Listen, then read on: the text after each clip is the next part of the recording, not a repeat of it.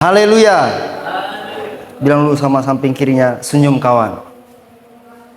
Saya 2 hari yang lalu baru ke Kabanjahe, saudara. Ketika saya sampai di Simpang Selayang, ada bapak-bapak nanya sama saya, mau kemana? Kabanjahe pak. Aku bilang kayak gitu. Mau ke Kabanjahe. Mau naik apa? Mau naik apa katanya? Yang ber-AC atau enggak? Coba perhatikan pertanyaannya. Mau naik apa?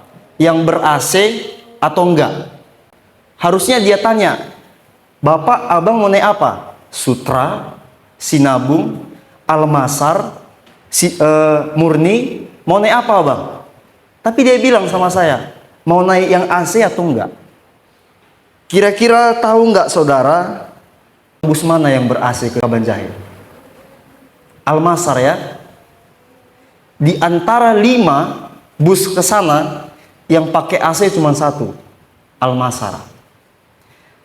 Itu adalah sebuah inovasi yang baru, saudara. Inovasi yang baru. Itu mereka melakukan sesuatu yang tidak dimiliki oleh orang lain. Makanya lebih terkenal Almasar. Ada keuntungan lebih yang mereka dapatkan dibandingkan bus-bus yang nggak punya AC. Jadi kalau ditanya sama saya, Bang mau naik apa? Ber-AC. Saya tahu langsung apa yang ber-AC. Sama seperti saudara. Ketika dibilang mau naik apa kak? Yang AC atau enggak? Saudara pasti tahu yang mana yang ber-AC. Tapi coba ditanya, kakak mau naik yang enggak ber-AC? Saudara mikir, ada 4 yang enggak ber-AC. Yang mana dimaksud abang ini? Sinabung kah? Murni kah? Sutra kah? Yang mana dimaksud abang ini? Ada banyak yang nggak ber-AC. Nah, saya mau beritahu sama saudara, ya kita harus berbeda dari rata-rata orang. Itulah yang akan memberikan saudara keuntungan dalam hidup ini. Hari ini judul firman Tuhan adalah Zebulon, saudara. Subjudulnya adalah Hidra. Sama-sama saya katakan Hidra. 1, 2, 3. Tahu kepanjangannya? Hidup di atas rata-rata. Cuma saya singkat ya, supaya saudara nggak kepanjangan. Walaupun nggak terlalu panjang, cuma 3 ya. Hidup di atas rata-rata. Ya. Coba kita buka Alkitab kita dalam Kejadian yang ke-49 ayatnya yang ke-13. Saya sudah tampilkan di depan kalau saudara tidak bawa Alkitab. Saya tes dulu. Kalau saya bilang nama Ruben, ingat apa? Bukan kenali. Kalau saya sebut Simeon dan Lewi, ingat apa? Kehilangan kesempatan. Kalau saya sebut Yehuda, ingat apa? Pemimpin. Jadi kalau saya sebut Zebulon, ingatnya hidup di atas rata-rata. Oke saudara, kita baca ayatnya yang ke-13 sama-sama. 1, 2, 3. Zebulon akan menetap di tepi laut, ia menjadi pangkalan kapal dan batasnya sampai ke Sidon. Sekali lagi saya baca, Zebulon akan menetap di tepi laut, ia menjadi pangkalan kapal dan batasnya sampai ke Sidon. Pada waktu itu rata-rata, dengar ya, rata-rata orang Israel kerjanya cuma 3. Petani, peternak, nelayan. Petani, peternak, nelayan. Dan mereka jadi nelayan itu bukan di laut, tapi di danau yang namanya Danau Galilea. Di situ mereka jadi nelayan. Itulah murid-murid Yesus. Siapa salah satu murid Yesus? Petrus, Yakobus, Yohanes. Mereka semua orang-orang yang tinggal di pinggiran Danau Galilea. Mereka semua nelayan. Jadi rata-rata orang Israel itu petani, peternak, dan nelayan. Namun coba saudara perhatikan. Ada satu orang Israel, nanti berdasarkan semakin berkembangnya termasuk keturunan-keturunannya, tapi dimulai dari satu orang yang berkembang dan mereka hidup di atas rata-rata. Namanya adalah Zebulon. Baru kali ini mungkin saudara dengar kata Zebulon ya. Namanya adalah Zebulon. Dari 12 suku Israel yang berbeda, yang tidak ketiga tadi, bukan petani, bukan peternak, bukan nelayan, adalah Zebulon. Yakub atas pimpinan Tuhan, dia katakan, Zebulon akan menetap di laut, di tepi laut, ia menjadi pangkalan kapal dan batasnya sampai ke Sidon. Ini kata-kata yang Tuhan berikan sama Yakub untuk dibilangnya sama si Zebulon. Bahwa inilah yang akan terjadi sama Zebulon di hari-hari ke depan. Dan memang terjadi, saudara. Ya, Zebulon orang yang tinggal di tepi laut. Ya, di tepi laut. Zebulon adalah orang yang hidup di atas rata-rata. Ya, di atas rata-rata orang di sekitarnya. Saya ulang ya. Zebulon itu hidup di atas rata-rata orang di sekitarnya. Bukan orang yang gak dia kenal. Contohnya, pemuda GPD Kasih Bapa hari ini hidup di atas kita yang saudara kenal. Bukan Elon Musk, bukan Obama. Emang Obama di sekitar saudara? Ya, ada enggak ya? Jadi hidup di atas rata-rata di antara orang sekitar saudara, di kampus, di lingkungan, dimanapun saudara. Nah sekarang jikalau saya tanya sama kita semua, rata-rata orang seumuranmu, di lingkunganmu, hari ini mereka sering melakukan apa? Lalu rata-rata orang-orang yang sekelasmu, baik di kampusmu, di sekolahmu, kalau saudara masih SMA, mereka biasanya ngapain? Apa yang mereka lakukan sebagai teman satu kelas saudara? Mereka lakukan apa? Apa yang mereka lakukan ketika mereka megang HP? Apa yang mereka lakukan ketika mereka main laptop? Ketika mereka naik kereta? Dan sebagainya. Apa yang mereka lakukan? Teman-teman sekelasmu dan teman-teman kuliahmu. Apa yang mereka lakukan? Nah rata-rata orang yang punya talenta sama sepertimu, karena kita nggak cuma kita yang punya talenta ya, nggak cuma saudara yang pandai bermain musik, nggak cuma saudara pandai main tamborin, tapi sepengetahuan saudara, orang-orang yang punya talenta sepertimu, biasanya mereka ngapain? Apa yang mereka lakukan? Apa yang mereka lakukan ketika mereka melihat sesuatu tentang mungkin tamborin, tentang itu musik, tentang mungkin itu pengetahuan, informasi? Apa yang mereka lakukan saat mereka lihat, dengar itu? Nah itu harus saudara perhatikan. Jadi ada banyak orang yang memiliki persamaan dengan saya dan saudara. Dan hari ini saya mau saudara dan saya adalah orang yang hidup di atas rata-rata. Bilang sama samping kirinya, hidup di atas rata-rata kawan. Hidup di atas rata-rata. Hidup di atas rata-rata itu harus milik anak Tuhan. Jangan pula kita rata-rata. Kayak mana orang kayak gitu kita, lebih parahnya lagi di bawah rata-rata. Ada mungkin saudara punya kenal dengan pemain tamborin misalnya, bisa-bisanya lebih dari saudara, padahal sama-sama pemain tamborin. Di mana saudara salahnya? Saudara sama dengan di bawah rata-rata. Dan perlu saudara ketahui, hidup di atas rata-rata itu bukan soal posisi, tapi prestasi. Ya, bukan posisinya yang menentukan saudara, oh aku lagi di atas sekarang. Tapi prestasi saudara, kontribusi saudara untuk orang-orang di sekitarmu. Itulah yang menjadi patokan saya dan saudara untuk layak dapat disebut hidup di atas rata-rata. Nah hari ini kita akan melihat seperti apa karakter dari orang yang hidup di atas rata-rata, dari seorang yang bernama Zebulon. Yang pertama saudara, yang pertama adalah yang pertama. Maksudnya yang pertama ini ya.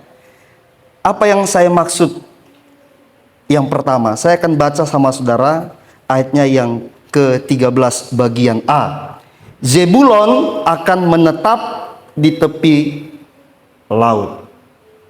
Zebulon akan menetap di tepi laut. Kata menetap di Alkitab, saudara, itu tempat persinggahan. Mereka punya tempat tinggal di tepi laut. Tapi saudara perlu tahu, dan kita belajar hari ini, Zebulon itu tinggalnya di sini. Kelihatannya Zebulon tinggalnya di sini. Dan laut, tepi laut ada di sini. Yang merah ini. Zebulon tinggal di sini, saudara. Dan ada saudaranya namanya Asyer. Ini Asyer. Mana yang lebih dekat sama Tirus atau Sidon? Asyer atau Zebulon? Asyer. Tapi Yakub katakan Zebulon akan menetap atau punya rumah di mana? Di Tirus atau di Sidon, di tepi laut. Harusnya siapa yang punya rumah dekat laut? Asyer. Tapi coba lihat, Zebulon bangun rumah sementara di tepi laut, yaitu di Tirus atau Sidon. Zaman dulu, saudara, hampir sama kayak sekarang.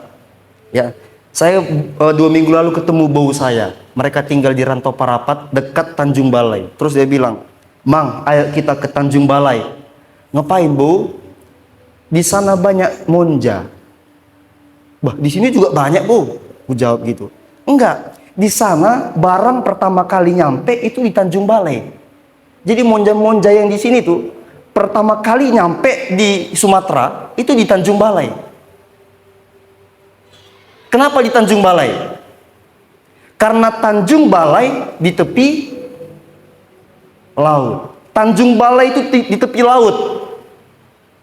Jadi barang yang pertama nyampe dari luar itu nyampenya pertama di Tanjung Balai. Jadi dia ajak saya, "Enggak lah, Bu, sama aja itu, Bu. Kan kalau beli per pieces kan tetapnya harganya sama. Kecuali kita beli per bal." "Oh iya, Bang ya." Jadi nggak jadi saya ke sana. Sama seperti dulu, saudara. Tepi laut itu pusat perdagangan, pusat ekonomi, pusat kebudayaan, semua ada di situ, di tepi laut, di Sidon atau di Tirus. Dan firman Tuhan katakan apa? Zebulon membangun rumah sementaranya di Sidon. Dia membangun rumah di Sidon. Jadi tepi laut itu adalah tempat segala sesuatu pertama kali dibuat di situ. Contoh misalnya berkaitan dengan barang. Orang akan melihat barang pertama kali itu di Sidon, bukan di tanah Zebulon sini, bukan. Orang-orang terakhirnya yang lihat barang itu. Orang yang mengetahui informasi pertama kali itu orang-orang yang tinggal di tepi laut, bukan orang yang tinggal di sini. Bukan. Orang yang mencicipi makanan yang baru itu orang yang tinggal di sini, di tepi laut, bukan di sini. Ini dah jadi orang-orang di sini udah makan 10 kali, di sini baru makan sekali.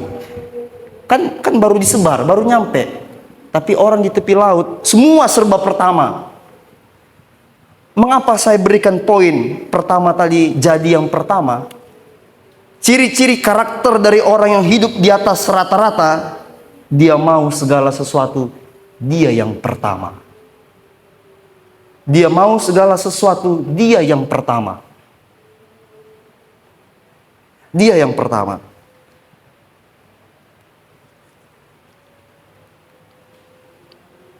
Nah, sama juga dengan kekristenan, saudara. Kekristenan di Sumatera Utara, ini bertambah pengetahuan saudara ya. Kekristenan di Sumatera Utara terjadi pertama kali di Barus. Di Barus itu laut. Nanti coba searching di mana Barus. Di situ pertama kali orang Kristen ada. Di situ berita Injil pertama kali. Kalau seluruh Indonesia pertama kali di Maluku. Karena tepi laut. Nah, jadi Zebulon dia buat tempat tinggalnya di tepi laut. Tujuannya apa? Dia mau jadi yang pertama. Dia mau jadi yang pertama menikmati makanan baru, melihat barang baru, mendengar informasi yang baru. Zebulon mau jadi orang yang pertama. Gak mau dia jadi orang yang kedua. Gak mau jadi orang yang ketiga. Perempuan lebih suka jadi yang pertama atau yang kedua? Laki-laki suka jadi yang pertama atau yang kedua? Kedua? Oh, terakhir untuk selamanya ya. Ya tentu diawali dengan yang pertama ya. Nggak salah juga yang dibilang ketua kita. Intinya kita mau jadi yang pertama. Sama seperti Zebulon. Dan tentu saja saudara, Zebulon dia akan menjadi orang yang pertama yang sampaikan berita itu ke Israel.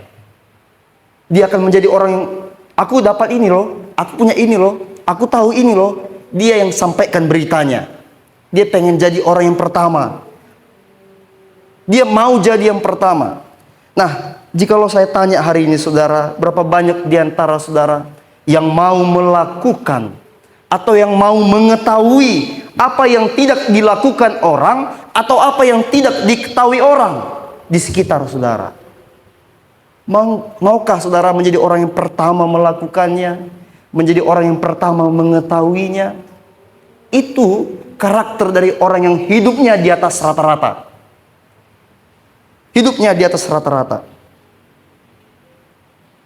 Dia mau jadi yang pertama, dia mau jadi yang terdepan, memberi contoh bagaimana cara melayani. Dia mau jadi di depan, memberi teladan bagaimana cara memimpin, cara berkata-kata. Dia mau jadi yang pertama di lingkungannya,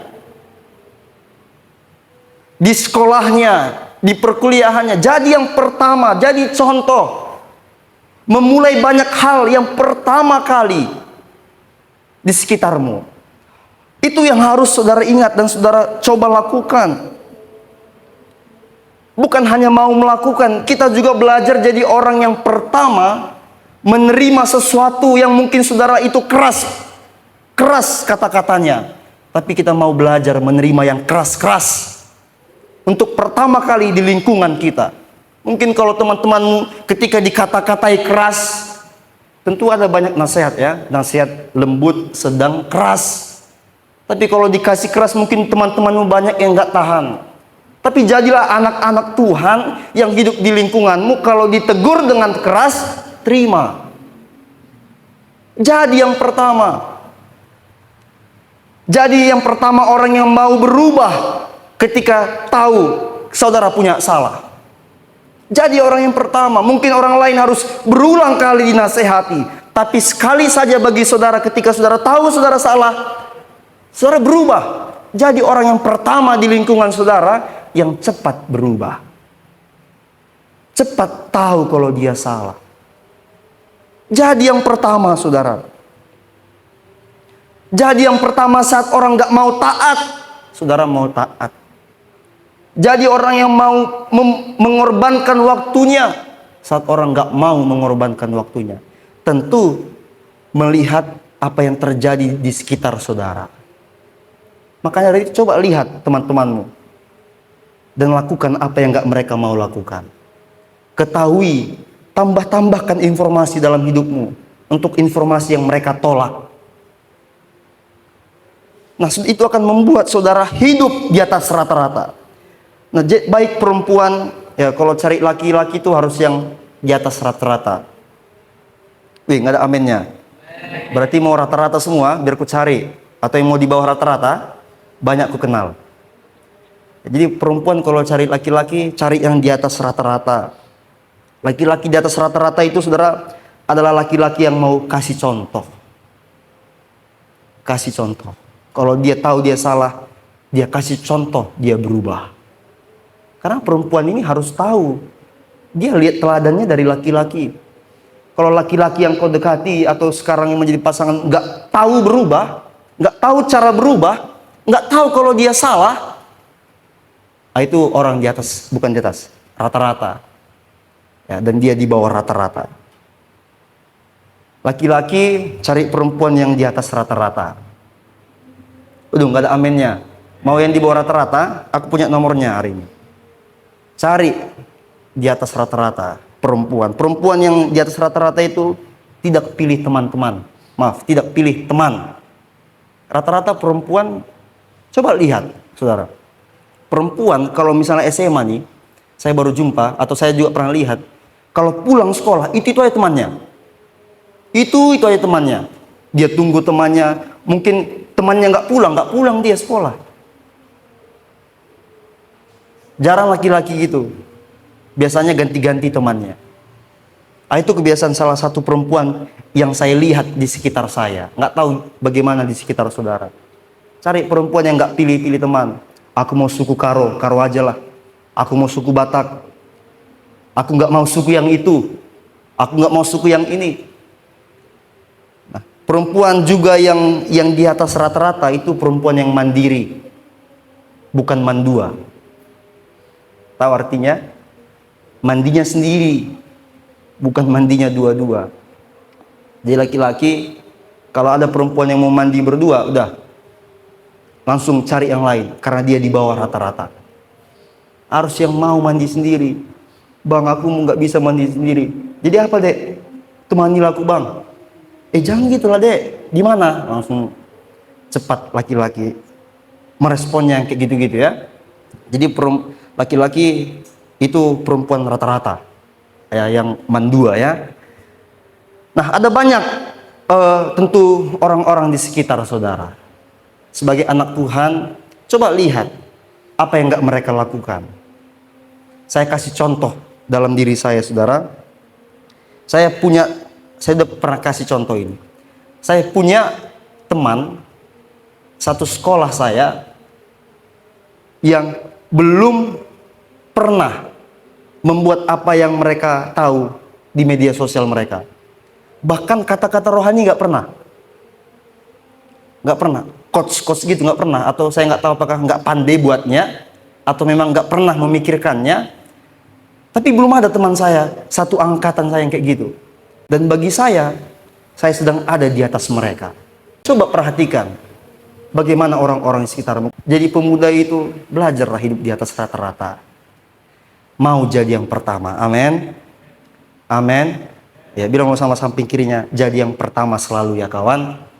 Yang kedua dan yang terakhir, prioritas. Ya, kita baca sama-sama 13 bagian B. 1, 2, 3. Ia menjadi pangkalan kapal dan batasnya sampai ke Sidon. Zebulon itu adalah seorang yang pertama kali di Israel yang disebut sebagai wirausahawan. Bukan pengusaha ya. Beda pengusaha sama wirausaha. Pengusaha itu dia yang kerja. Dia pedagangnya. Tapi wirausahawan, dia yang mengelola orang-orang yang di situ, mengelola barang-barangnya. Dia nggak kerja. Zebulon bukan jadi pengusaha, tapi wirausahawan. Dia mengelola apa yang dia punya dengan efektif. Dia mengelola sumber dayanya dengan inovatif. Oleh karena itu, semua kita bisa jadi wirausaha, tapi nggak semua kita bisa jadi pengusaha. Kita semua harus dan memang harus tampil seperti wirausahawan. Itu Zebulon. Jadi sebagai orang yang berada di atas rata-rata, Zebulon punya prioritas, saudara. Coba lihat. Saya katakan ada 3 pekerjaan Israel ya. Peternak, petani, nelayan. Rata-rata orang Israel kalau menjual hasil taninya, hasil ternaknya, hasil ikannya di sini-sini tuh. Tapi Zebulon dia jual ke sini. Dia tahu prioritas. Dia tahu mana yang menghasilkan lebih besar, di kampungnya atau di laut. Dia tahu mana yang akan menghargai barangnya mahal, di kampungnya atau di laut. Dia tahu prioritas. Apa yang kupunya akan dihargai mahal kalau kubawa ke sana. Sehingga dia bawa ke sana. Dia nggak jual di daerahnya. Apa yang kupunya dan apa yang ku ketahui akan berkualitas kalau ku dapat dulu di sana. Makanya coba baca Alkitab, saudara. Ia menjadi apa? Pangkalan kapal. Saudara tahu kapal dulu dibawa kemana? Australia yang temukan orang yang naik kapal. Itu benua Australia itu. Orang Kristen ada sekarang karena dulu ada orang yang naik kapal, khususnya kalau di Sumatera Utara namanya Nomensen. Dia naik kapal ke Sumatera Utara. Ada banyak hal dulu memang harus pakai kapal. Dan lihat, Zebulon dia menjadi pangkalan kapal. Ini bukan artinya dia bangun tempat, bukan. Dari banyaknya orang yang berlayar di seluruh dunia, semua orang kenal siapa Zebulon. Zebulon tahu dia dapat banyak dari kapal, bukan dari perahu. Itu Zebulon, saudara. Dia tahu prioritas apa yang harus dia kejar dalam kehidupannya. Sekarang saya mau tanya sama saudara. Tahukah saudara siapa sosok yang akan dapat menghargai apa yang saudara bawa, yang saudara punya? Saudara kasih ke orang tuamu, mungkin dia nggak pandai menghargaimu. Saudara mau bawa kemana yang saudara punya? Dan saya beritahu sama saudara, satu-satunya pribadi nomor satu yang dapat menghargai mahal apa yang saudara punya, Tuhan, saudara. Saya sedih kalau anak-anak Tuhan tidak menampilkan yang terbaik di sini. Karena saudara tahu, hanya dia pribadi yang dapat menggantikan lebih banyak atau membayar lebih banyak apa yang saudara tampilkan di sini. Ketika saudara tampil di sini, nilai yang saudara dapat akan lebih banyak daripada yang saudara dapat dari luar. Tapi saya sedih banyak anak Tuhan gak tahu, harusnya prioritasnya itu Tuhan. Ketika saudara datang beribadah, harus tahu, oh ini aku lagi datang ke rumah orang, sosok atau pribadi yang dapat membayar mahal yang kukasih. Saudara harus tahu prioritas. Tapi sering sekali kita di rumah Tuhan justru nggak yang terbaik yang kita kasih. Kita kira Tuhan nggak pandai menggantinya. Saudara kira Tuhan nggak pandai hitung-hitungan. Padahal justru Tuhan yang paling tahu soal hitung-hitungan. Sama seperti Zebulon. Dia bawa ke Sidon karena di sini orang bisa bayar mahal yang dia bawa. Dia tahu di mana dia dibayar mahal. Nah, sekarang selain itu saudara harus tahu informasi dari siapa yang harus saudara lebih percaya. Kita anak Tuhan sering sekali tidak percaya sama informasi yang datangnya dari Tuhan. Firman Tuhan maksud saya. Kita lebih percaya motivasi-motivasi yang nggak tahu dari mana didapat. Yang nggak tahu betul bisa terjadi atau enggak. Ini Tuhan loh yang bilang. Tuhan yang bilang. Orang yang berpengharapan sama Tuhan. Apa kata firman Tuhan? Orang yang menjauhi kejahatan, apa kata firman Tuhan? Tapi kita sering sekali abaikan kata-kata dari Tuhan. Kita lebih peduli dengan kata-kata orang yang di bawah Tuhan. Mungkin dia bilang kayak gini, saudara langsung nangis, sedih. Saudara berubah gara-gara kata-kata motivasi. Tapi ketika dengar firman Tuhan, saudara bilang, nggak mungkin. Bukan, susah itu. Padahal Tuhan yang bilang. Zebulon, dia pergi ke sini karena dia tahu informasi yang paling mahal atau orang-orang pintar datangnya kemana, saudara? Ke sini. Orang-orang pintar ke sini dulu, baru ke sini. Sekarang saya tanya, siapa yang lebih pintar? Bukan berarti saya nggak setuju saudara mendengar motivasi-motivasi, enggak. Kalau dengar kata-kata dari Tuhan, itulah yang harus saudara utamakan. Jadi prioritas untuk saudara dengar. Bukan saudara memprioritaskan orang yang nggak saudara kenal. Manusia kan punya banyak kesalahan, cuma ditutup-tutupi. Tapi kalau saya misalnya tampil sekarang hari ini depan saudara, ataupun di depan kamera, orang mungkin yang lihat teman saya di Jakarta, dia nggak tahu apa salah saya. Tapi dia bisa dengar, oh iya ya, betul. Tapi ketika Tuhan yang ngomong, firman Tuhan yang bilang, kita bilang, belum betul. Nah, jadi harus punya prioritas. Amin, saudara.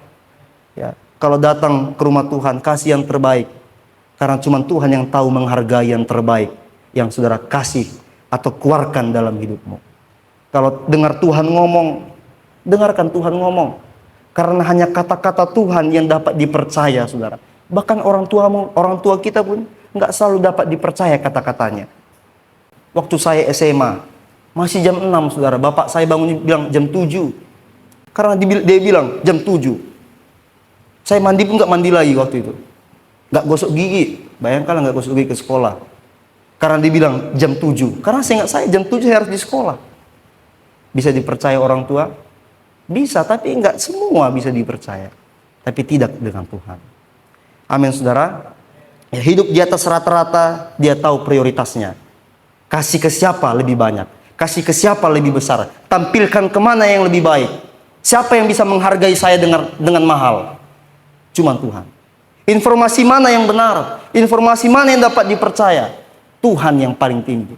Bukan berarti semua informasi nggak bisa saudara dengar. Bisa dengar. Tapi harus punya prioritas. Ya, hidup di atas rata-rata, mau jadi yang pertama dan punya prioritas. Saya undang pemain musik dan kita buka Alkitab kita dalam 1 Tawarik 12 ayat 33. Saya nggak tampilkan di depan. Ya, saudara bisa buka Alkitabmu ya. 1 Tawarik 12. Agar saudara tahu apa yang didapat dari orang-orang yang hidupnya di atas rata-rata. Sudah dapat 1 Tawarik 12 ayatnya yang ke-33. Boleh ya kita baca sama-sama. Ya. Yang nggak punya Alkitab terjemahan baru 2 bisa lihat temannya.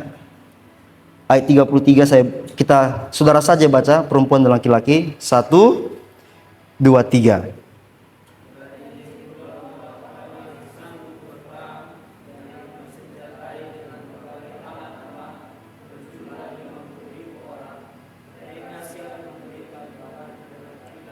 Saya baca ayat 37, saudara perhatikan ya. Dari seberang sungai Yordan, dari antara orang Ruben, orang Gad, dan setengah suku Manasye yang lain, orang-orang yang membawa berbagai senjata perang berjumlah 120.000 orang. Saudara tahu apa perbedaan 33 sama 37? 37 ada kata-kata membawa. Orang-orang yang di pasal 37, setengah orang apa itu? Orang Ruben, orang Gad, keturunan Manasye itu keturunan-keturunannya cuman jadi tukang bawa senjata. Coba lihat 33. Orang Zebulon, dia yang bisa pakai semua senjata. Kenapa? Dia tinggal di tepi laut. Dia jadi orang yang mau yang pertama. Dia tinggal di tepi laut. Dia bukan jadi tukang suruh misalnya. Dia bukan dia yang bawa-bawa. Dia yang pakai senjata. Dia bisa pakai ini, dia bisa pakai ini. Kalau saudara lihat, coba sekali lagi lihat 24. Masih ada waktu kita. Lihat 24. Keturunan Yehuda itu berperang bawa 2 biji senjata. Perisai dan tombak. Hanya itu yang bisa mereka pakai, tombak dan perisai. Coba bandingkan sama Zebulon. Dia bisa pakai semua senjata. Waktu itu ada kereta kuda, ada anak panah. Dulu orang Israel tertinggal soal persenjataan, gak tahu berperang karena mereka budak dari Mesir. Tapi coba lihat Zebulon, dia hidup di atas rata-rata. Dia bukan pakai tombak seperti Bani Yehuda yang gak tahu pakai panah. Dia pakai banyak hal. Dan saudara tahu, orang yang bisa memakai banyak, dialah yang mendapatkan banyak.